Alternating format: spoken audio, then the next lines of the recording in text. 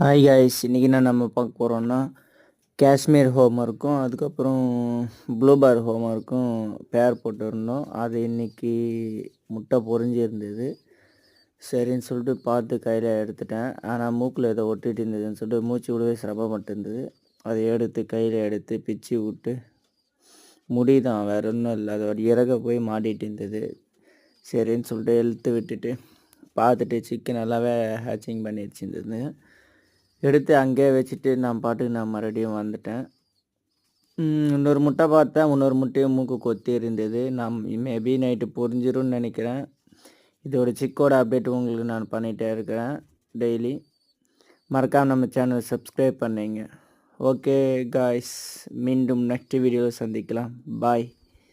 அப்புறம் உங்களுக்கு இன்னும் சொல்ல மறந்துட்டேன், இனிமேல் நம்ம சேனலில் ரெகுலராக வீடியோ வரும். மறக்காமல் ஒரு சப்ஸ்கிரைப் மட்டும் பண்ணிங்க. பாய்.